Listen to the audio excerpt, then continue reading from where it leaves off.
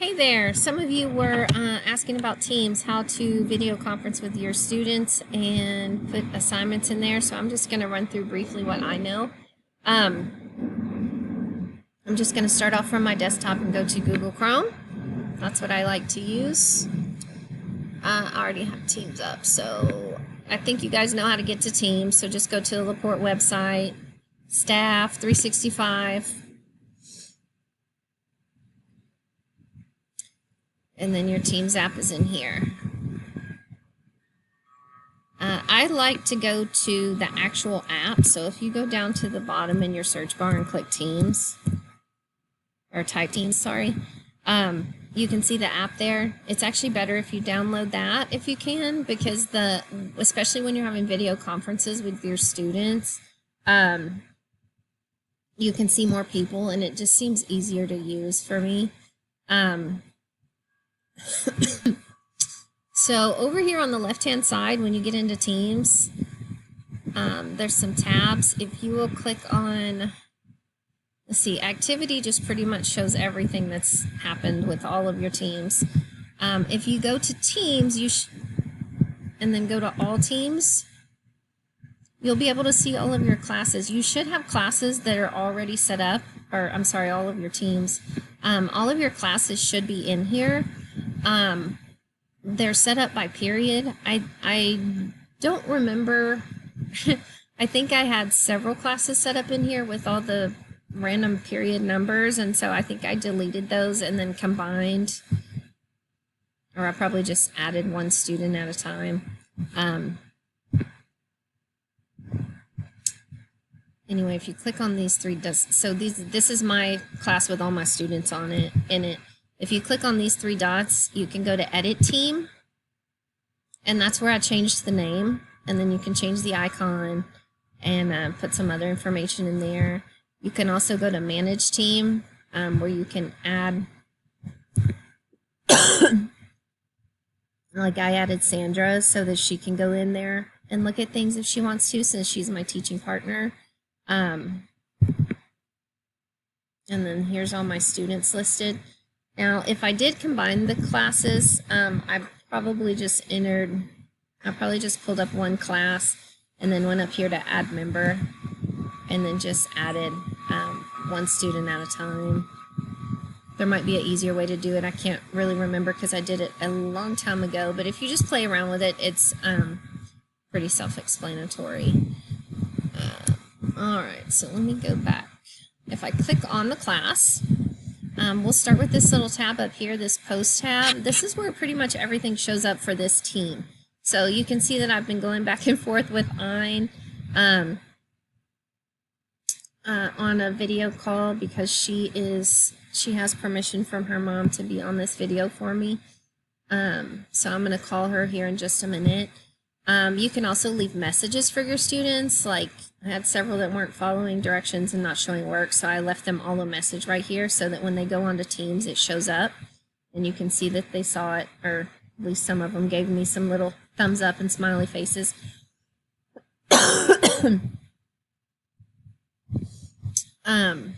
But if I were you, under posts, I learned this the hard way, so I will tell you so you can go ahead and do it. Go over here to where it says more options,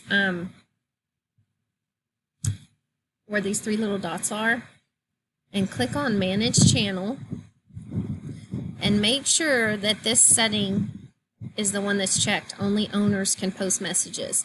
That way only you and any other teacher that you assign as an owner can post messages in there, because otherwise you're going to have what I had when I first set this up, which was students just constantly posting silly things back and forth to each other, not using it for what it was intended for. So I would suggest that you change this to only owners can post messages.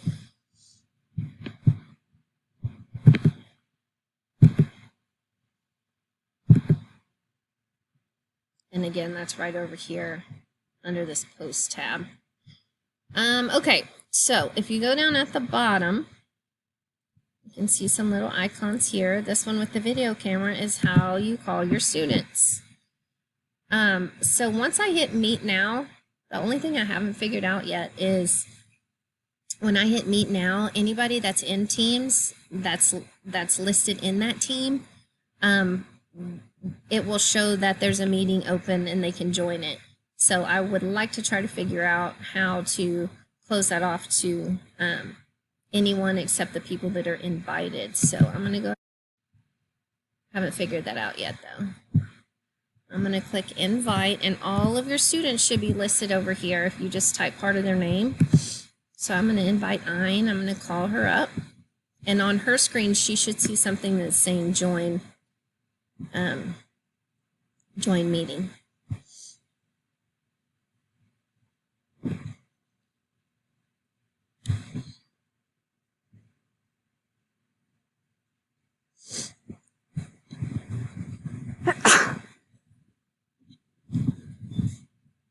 Colin.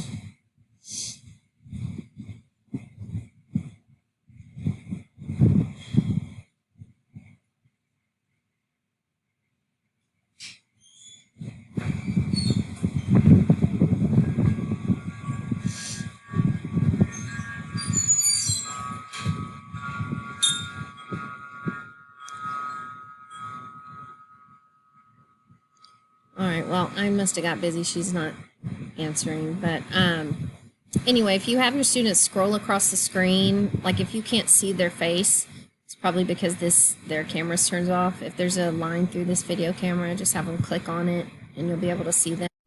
Oh, there's Ayn. There she is. Hey, girl. Say hi to all the HRE teachers. All right, so Ayn was having an issue with some software the other day that we started using, and I couldn't help her on email because I couldn't see what her screen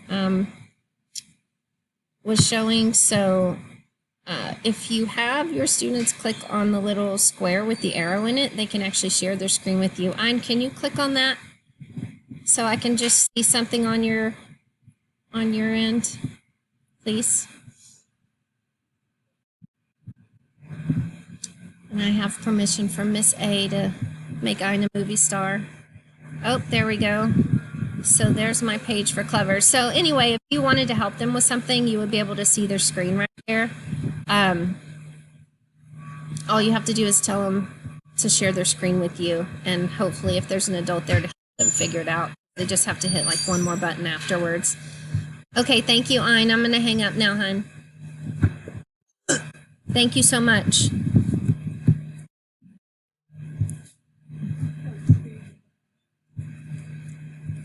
Okay, so that is how you will video chat with your students. Now to create an assignment, you just come up here to assignments.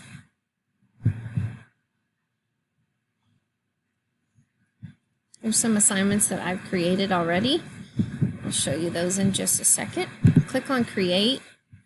And it gives you 3 different options. So from existing, once you've already created some assignments, if you do those same assignments every week, like for example, IXL, we use every week. So I can just pick from existing and then pick one of my previous IXL assignments. And all I have to do is change the due date and the assignment number. And I don't have to go in and change all of my instructions. So it makes it a lot easier to use that once you've created some assignments that you use on a regular basis. This quiz assignment, or I'm sorry, quiz button. If you do quizzes and forms, which is a really cool thing to do, then you can click on that quiz button and then go in and select one of your quizzes that you've created. And it will actually show you, it'll actually bring the grades into Teams, and I'll show you what I'm talking about in just a second.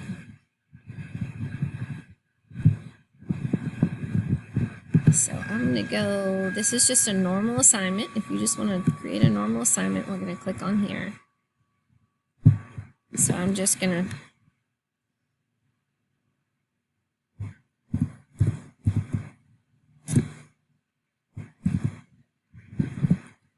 let's just say I'm going to assign IXL T5. I'll enter my instructions right here. The cool thing is you can bold things and highlight things. You can put a bulleted or a numbered list if you want, which makes it easier. Like if you're putting your directions, you can list the steps. I like that.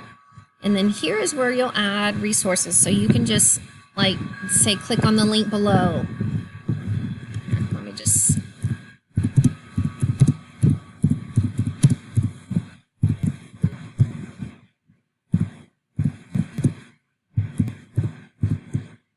Sorry, typing with one hand. And then if you go here to add resources, you can go to link, or if you have a file that you like a Word document or something that you want them to see, you can pretty much link anything right there.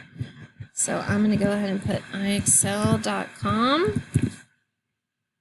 And then if I want them to see something different, like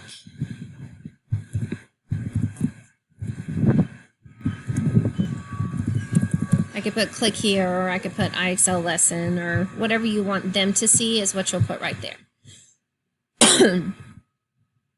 And then put attach, and it shows up. So once you click on it, or when they click on it, it'll bring them straight to IXL. Or I know Dalma puts, she has a link for IXL up here. You can add as many tabs as you want up here.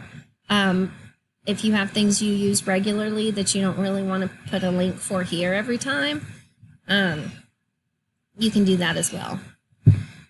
And then here you could put how much it's worth. I have not used this rubric section. I haven't even looked at it before, but I'm sure it's great. I would like to do that eventually.